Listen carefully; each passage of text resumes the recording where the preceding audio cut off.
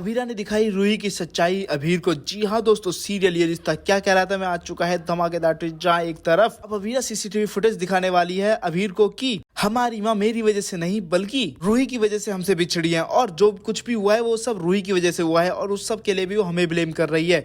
जहाँ पर दोस्तों आपको देखने को मिलने वाला है कि एक तरफ जब माधव जी अभीर को अरेस्ट करके ले जाते हैं पुलिस स्टेशन, तो वहीं पे अब वो अभीर के खिलाफ FIR लॉन्च करते हैं। तो उसी वक्त उस पर साइन करने को जब अभीरा से बोला जाता है, तो उसी वक्त जैसे ही साइन करने वाली होती है अभीरा, तभी वहाँ पे मनीष जी आ जाते हैं और मनीष जी बोलते हैं कि ऐसा अनर्थ नहीं होने दूंगा मैं, ये तुम नहीं कर सकती अभीरा। जहाँ पर अब अभीरा बोलती कि क्या बात कर रहे हो बीरानू, आप ऐसे आदमी को तो सलाखों के पीछे सड़ना चाहिए, आप इसे सपोर्ट क्यों कर रहे हो। जहाँ पे अब मनीष जी बता देते हैं कि ये तुम्हारा भाई है, ये अभीर है अभीरा।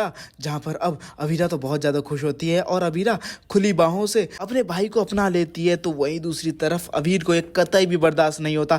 जहाँ पर अब अभीरा ऊपर देख के यानी कि अपनी माँ की तरफ देख के आसमान में बात कर रही होती है, तो वहीं दूसरी तरफ अभीर को पता चलता है कि उसकी माँ अक्षरा इस दुनिया में नहीं रही। जिसके बाद क्या था, जिसके बाद अभीर फिर से के रोने लगता है, और जब अभीरा उसे गले लगाने को बोलती है तो वहीं अभीर उसे गले लगाने से इनकार कर देता है और कह देता है कि मैं तुम्हें अपनी बहन नहीं मानता। जहाँ पे अभीर ने तो अभीरा को अपनाने से ही मना कर दिया है।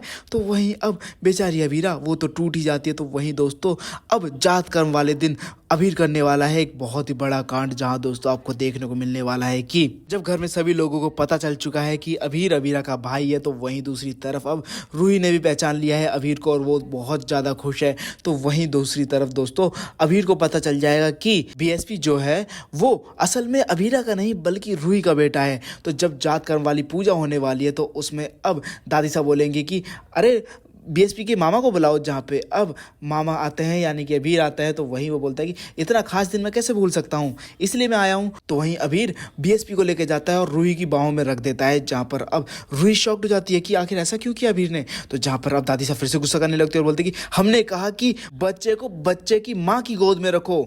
जहाँ पर अब अभीर बोलता है कि वही तो किया दादी साहब, रूही तो इस बच्चे की असली माँ है, BSP की असल में असली माँ तो रूही है। जहाँ पर अब अभीरा गुस्सा करती है और बोलती है कि अभीर।